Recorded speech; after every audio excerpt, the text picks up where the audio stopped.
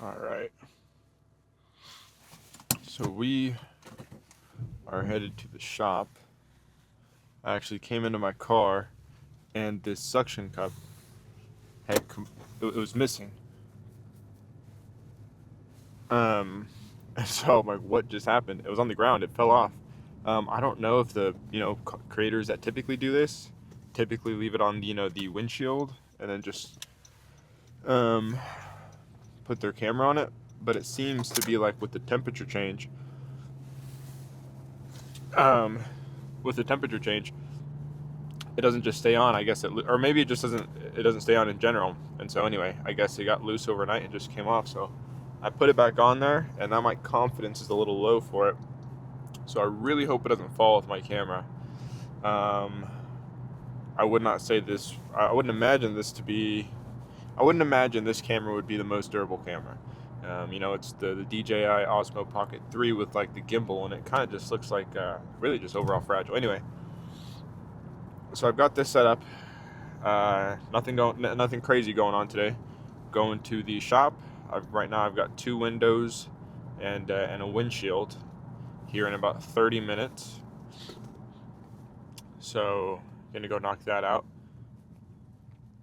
And then if I've got nothing after right now, so that should give me some time to do some follow-up calls, reach out to leads, that sort of stuff. And as of right now, I've ate some breakfast.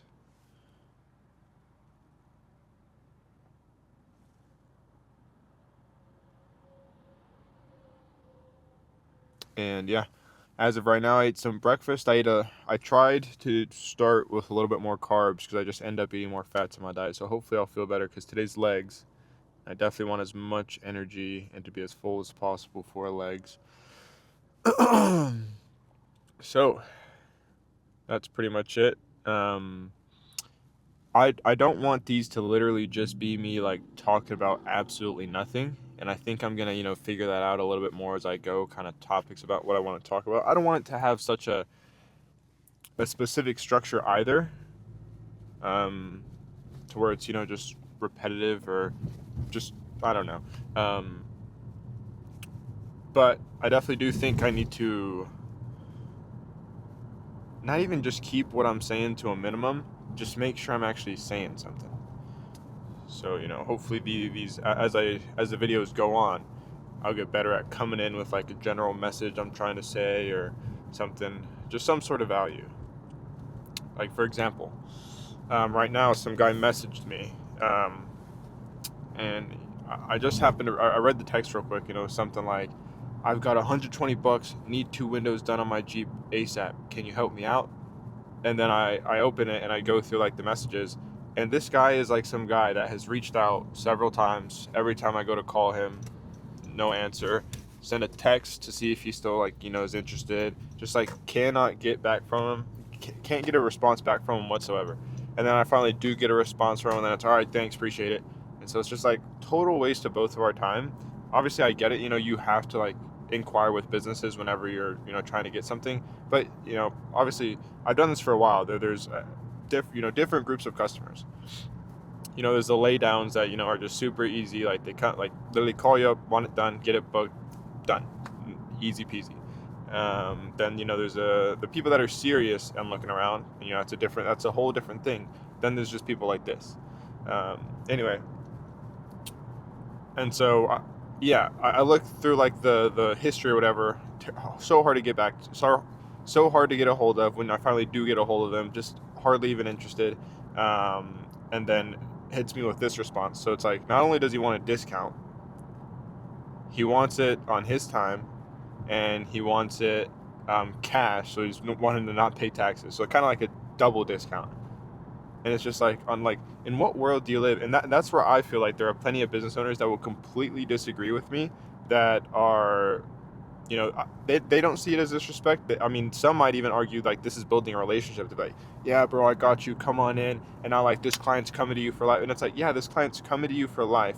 He's going to hit you up last minute, and he's going to expect a discount for life. This is not the type of client that you want for life, in my opinion. Obviously that's everybody else is different. And so I think it's, business owners like that kind of, in my opinion, it's disrespectful, allow that sort of disrespect, to where they feel like they can kind of go around the world and expect the same thing. And it's just like, yeah, that's generally not how things work. Especially if you want good quality service. Like, I mean, anywhere that, just think about it. A good restaurant, are you going to be able to call up last minute, try and get in, and try and get like a cash discount? It's like, probably not. They're probably going to tell you like, yeah, no chance they're able to fit you in, and absolutely no shot are you getting a discount. It's just like, what, like that's what, in my opinion, it also says something about the business that says yes. Because I would imagine most of the people that are saying yes that really need that type of money or feel like they can accept that sort of disrespect probably aren't putting out the best work, or just think highly of themselves, or I don't know, just don't respect themselves enough. Because I mean, if you translate that message to what it literally means is, I will waste your I mean literally, this isn't even like a perspective thing. It's, I will repeatedly hit you up. I will repeatedly reach out, waste your time, not get back to you. Like, I'm not even saying get back to me like, hey, you want to, I couldn't even get this guy a quote for the longest time.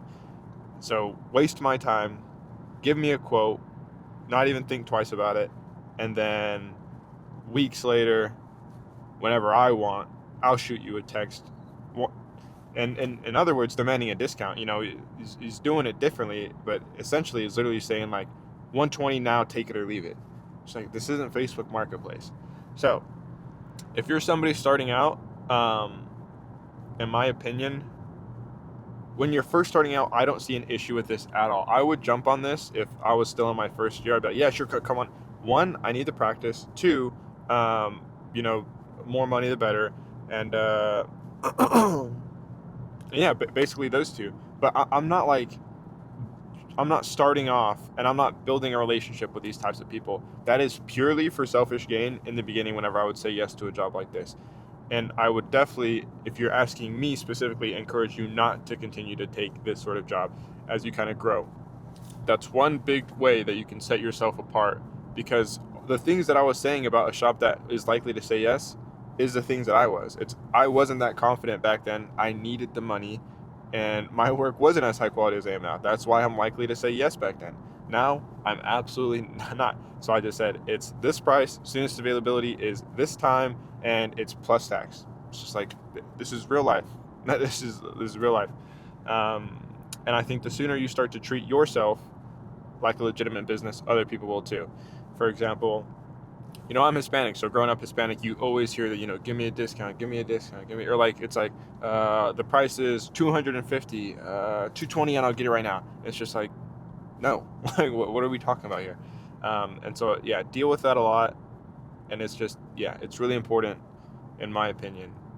If you want to set yourself apart, then you yourself have to hold yourself to a certain standard and not allow certain things. So yeah, I'm going to try and keep these videos somewhat valuable. You know, I don't know. If something cool happens, something that happens I need to document, then I'll see you guys then. All right. Done at the shop, and we are headed home. I don't know how many of you guys are going to be vlogging or whatever it may be and editing videos, but in just 2 days I've learned simple stuff like this. I probably don't have to record it in 4K, use up a ton of storage, and my Mac's capabilities, you know, because I mean it's a MacBook Air, and yeah, I've been using it for about 2 years, so it's like completely full of storage. I'll be having all sorts of tabs open or whatever, and then I'll try and edit what is apparently a 60 gigabyte video. It's not gonna have a good time with that at all. So anyway, let's see. Yeah, it's not gonna have a good time with that at all. So I went from 4K to the next option on my camera is 2.7K, and apparently I was also doing 4K 60 frames per second. So I think both of those is like basically using like max amount of storage and stuff like that. So editing and all that stuff has been a pain. Even, and I don't even do, it's not much editing. It's clip, clip, clip, and then I take out a couple like sections, like, but not actual editing. And it was struggling. So clips like this, if you're recording, probably don't want to use all that much storage for stuff like that. And so yeah, I mean, the first thing was from 4K, and then I dropped that down, and then now the frame rate. So that's my super basic input after 2 days of doing this. Anyway, wrapped up at anyway, I wrapped up at the shop. I ended up just doing the 2 front windows and the windshield like what was scheduled. Wasn't able to upsell anything. I don't push real hard on that sort of stuff. But it's usually pretty obvious if it's like something they're even mildly interested in, and then it really doesn't take much. If they're even mildly interested in like a premium ceramic to stop heat, usually you can kind of just talk to them a little bit about it, and they kind of convince themselves as they kind of play around with the heat demo box. Anyway, so knocked it out in just about 3 hours. Also was able to film 3 TikToks during, so I don't know how long it actually took, but right about 3 hours, just under $300, maybe $25 of material or so. So end of the day, I don't know, somewhere in the neighborhood of like 250, a little bit under $100 an hour, maybe closer to 80 or something. Typically when it comes to standard tint, especially when I do a windshields just take so long.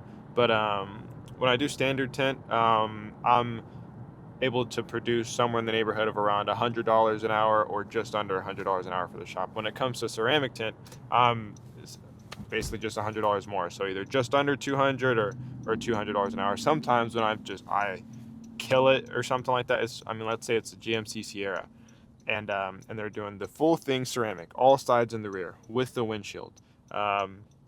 Just like to give you a rough number, I'm probably looking at about $700, something like that. So and I can sometimes, rarely, now I'm getting closer to be consistent with like something like 5 hours, but sometimes I can be as low as 4 hours.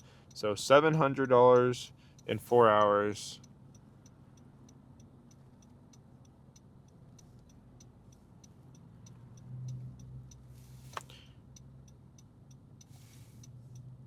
Let's see, my math wrong? Yeah, so 704 hours, I don't know, maybe like, let's see, 700 divided by 4 is what, yeah, 175. So not 200 exactly, but but just under. But like on days where I have help now, at that point it's cheating, but the shop is able to produce $200 an hour, which regardless of specifics and how many people there are, it's just cool to know. Anyway. So overall that went well, but what I want to talk about is how I try to hold myself accountable today, and made my 10 phone calls, follow-ups, not leads. So I called my leads and also made those 10 follow-ups. Now I'm starting to recognize a pattern with myself when it comes to that stuff, and it's pretty similar to other stuff. For example, the more I when I first start to like sit down and I'm like, okay, I got to make these calls, I really do not want to do it. Especially starting out. What I assume most people kind of share with me is that kind of just the fear. It's like, I don't want to call people, I don't want to bother them, I don't want to this, I don't want whatever it is. Like you just don't. It's uncomfortable, it's awkward, it's whatever it is, and so you really don't want to do it. And then you start calling, and the first call it's like ring, ring, ring. No answer. And the next uncomfortable thing you have to do is double dial. If you don't know, you always have to double dial. I have yet to experience a time where somebody picks up the phone after a double dial and is pissed off at me. Never at all. So, or even where I double dial and they send me a mean text like, quit calling, like never. That never has happened. So, but despite that, I still have to really push myself to sit down and start making the calls, and then the very next thing you have to do is do the next uncomfortable thing, which is double dial. And it's so easy to be like, oh, I made the call, I tried. Next one. I don't know who was just honking, but yeah. Oh my, there's a cop right up there, so they might be warning me about that. That's nice of them. But I take this route to work every time I come to the shop, so I know where they like to hide.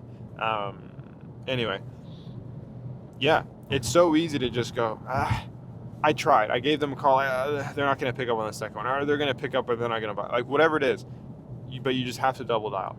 And so it's not just one thing you have to convince yourself to do. It's the second uncomfortable thing, and then you have to keep going. But I've noticed, even though I know these things, even though I know I'm going to be better off. My shop is going to be better off.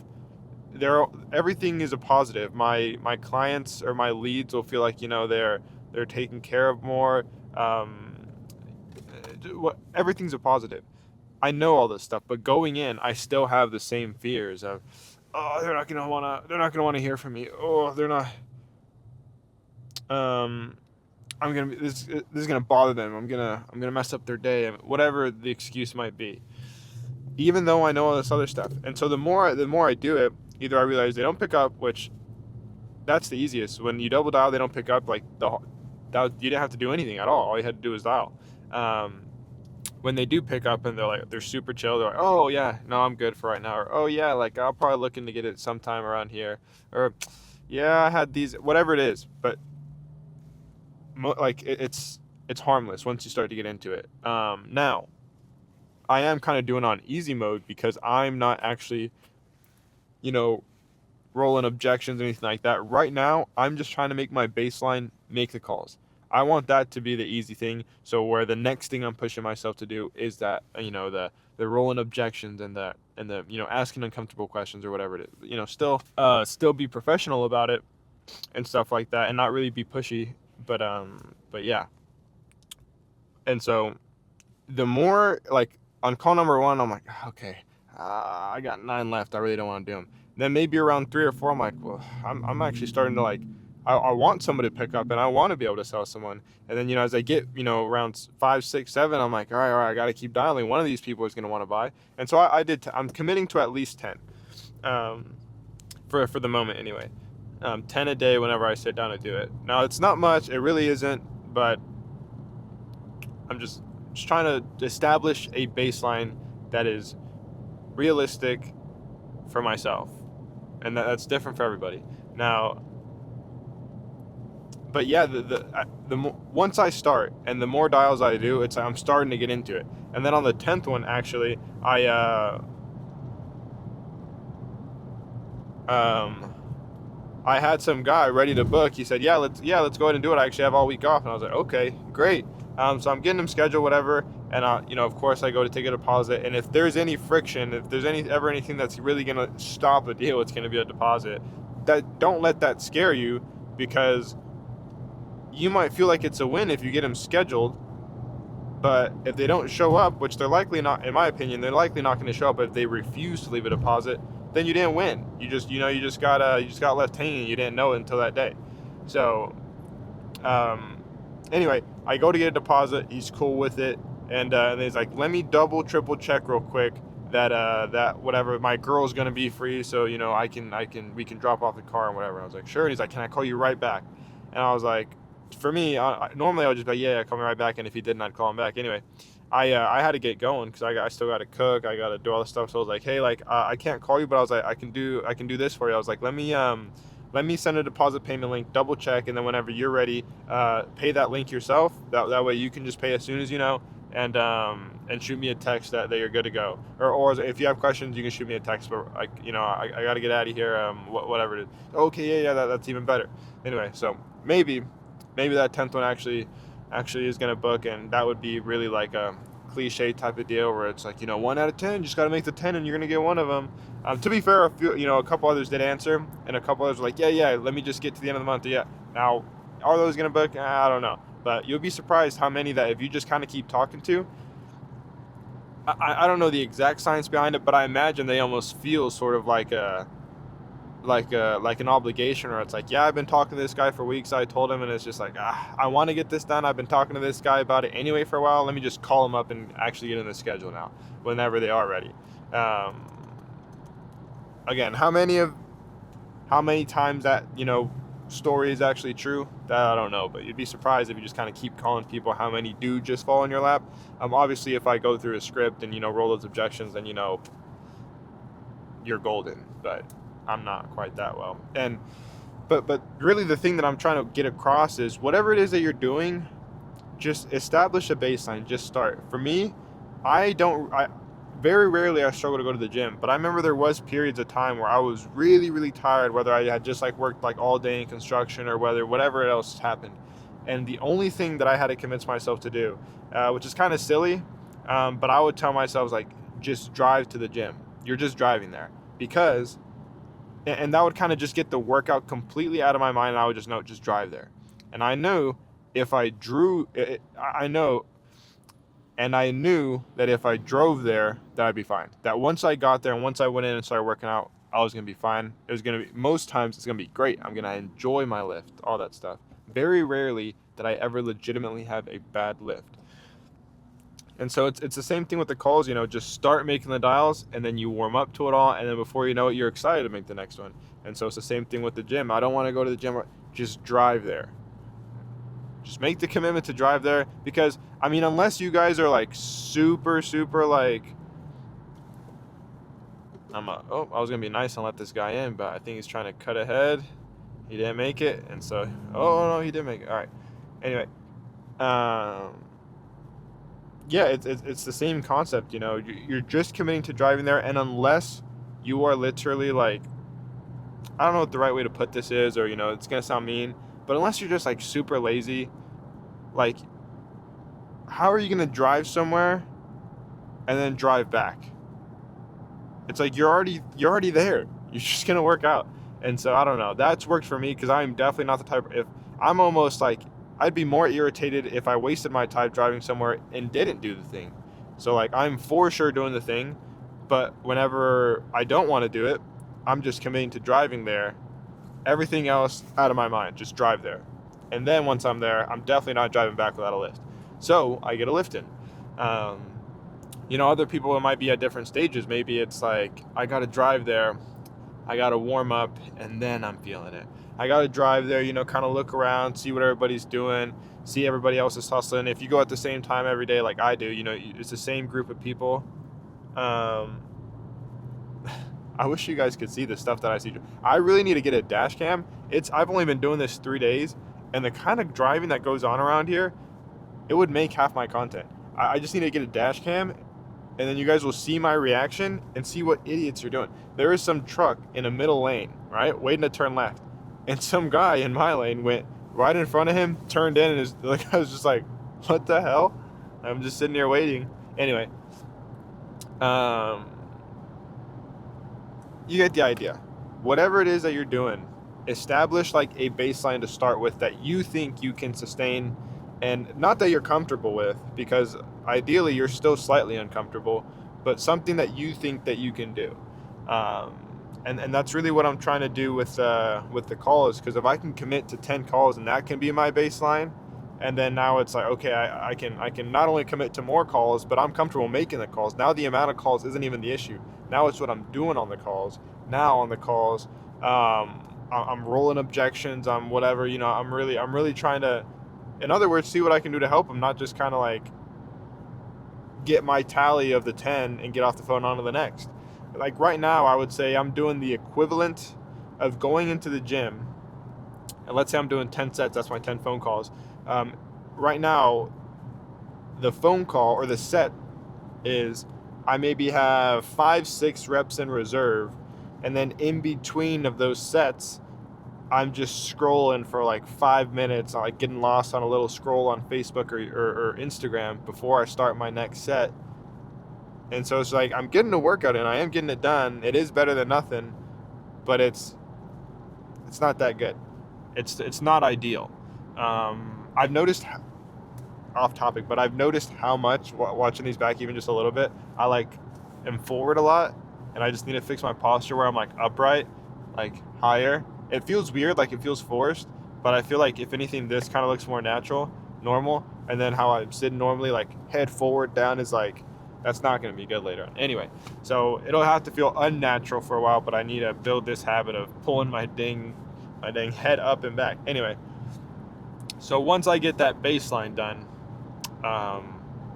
getting better and better. Like I would say the equivalent of ideally would be rolling objections, doing all this stuff, blah blah blah, is me hitting my sets, to failure, maybe 1 or 2 sets in reserve. And then if I'm really not letting somebody go, that's doing like a drop set or a superset. It's like, well, hey, one last thing, why don't we do this? Or how does blah blah blah blah blah, how does that sound? Just before you get them out, I don't know, just stuff like that. You get the analogy. So I hope this ramble was still some sort of value, where it's just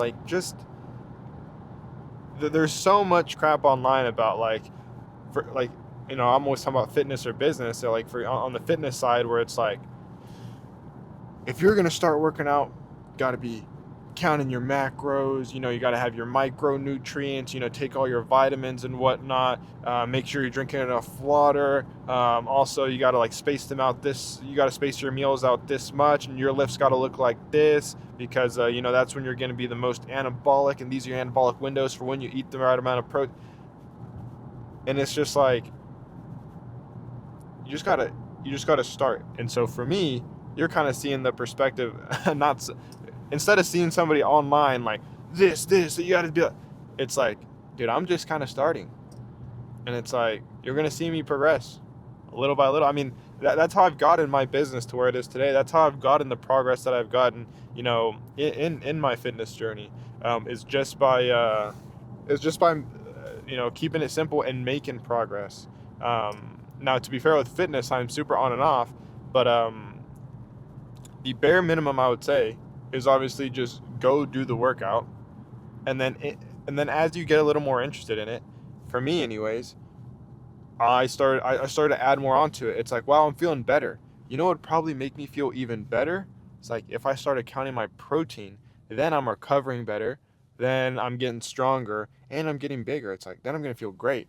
And then I do that, and then it's like, it would probably be even better, and I could really kind of start to get to the next level of progress if I count my macros, because then I know I'm gonna be getting leaner, I'm gonna be maintaining, I'm gonna be getting bigger, and then it's like, okay, I'm working my body pretty hard now. I'm working my body pretty hard now, and I'm eating these calories. It's like, I'm always thirsty. I need to drink a lot of more water. I bet I'd feel way better if I drink more water. That's just how it starts. It's like, as you, it's like, it's no longer a chore. It's like you want to. So like, for example, I'm doing these calls, and it's, man, I just got to make these calls, and I do one, and then I start to enjoy making those 10 calls just for that one potential, client. Then it's like, wow, like, this feels great. I'm getting plenty of money, and I'm getting my schedule. It'd probably work better. It's like, I just kind of learned to handle like at least the first objection before I let them off the phone. And anyway, and that's how it starts. So you get the idea. I'm already at a 22-minute talk right now, so based off of just pretty much spewing one point. So you guys get it. Anyway, so this would be day 3. So I'm gonna, let's see what's going on. I'm doing legs. I don't know that I'll share the legs. This is gonna end here. I'm gonna record some more for myself to have this documented, just to see where my first week starting off at. Which this is my first week starting off, videoing, but I'm a full 4 weeks into this in terms of fitness. So counting macros, doing cardio, and going to the gym. I'm a full 4 weeks into this, so I kind of want to see. I have a rough idea, like with some footage that I took with my phone of where I was a month ago. But now that I got my nicer camera out, let me see where I'm at a month after, and then that way, as I continue to progress, I can kind of just get this first week. So anyway, I'm not going to be a big fan of dropping my pants or even hiking my shorts up to show you guys my quads. And so I'll keep legs to myself.